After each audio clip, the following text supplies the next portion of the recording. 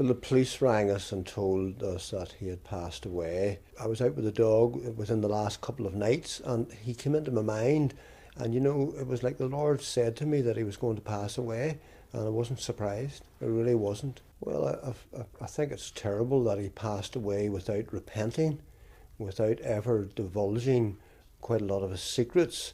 And he could have been so gracious to read up the problems that some people have that have never found their children, and we would know that he murdered them and that he would have known where he had dumped the bodies. So this man has passed off into eternity without ever considering where he's going to spend eternity, and I believe now if he hasn't repented he will be in hell. In August the 12th 1981, Jennifer went out on her bike. She was 9 years of age, and it's very hard sometimes to explain to people in this day and age what it was like in 1981. We lived in the country, there was no traffic, and little boys and little girls cycled to each other's houses, so there was no danger involved, and the word paedophile was not even in our vocabulary, so it wasn't. So we had no problem letting our children go out on bikes. She went out on the bike, and she got about a mile and a half down the road, and obviously Robert Black snatched her off the road, threw the bike over the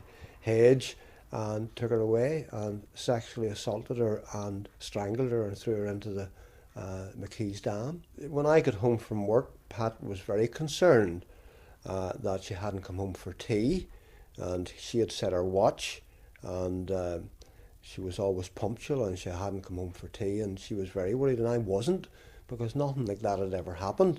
And Pat would have went out looking for her herself in her own car, but her car had a puncture. The car had a flat wheel overnight, so she couldn't go out. So we ate dinner, and then we went, we were starting to get concerned, then went looking for her. Well, initially it was quite a shock, because it was quite a battle to go to the first court case to see him. And the first thing that I can remember was that he looked so old, because photographs of when he was arrested, he was a young, strong man, and all of a sudden he was a wee, bent over elderly man. So he was, that was the first thing. And then another thing is that he just looked like any other human being. You could never imagine that he was capable of doing what he did. And fortunately, in them arraignments, he was sitting with his back to us, and we didn't always have to look at his face, which was really good.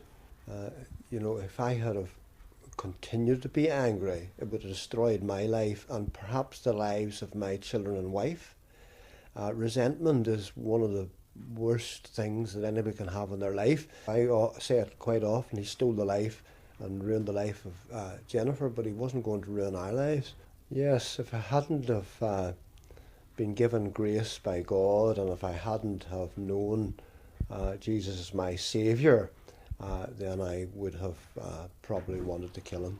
So he was never getting out of jail anyhow, but it'd be nice to know that's the end of him. But I take no pleasure in the fact that the man has died.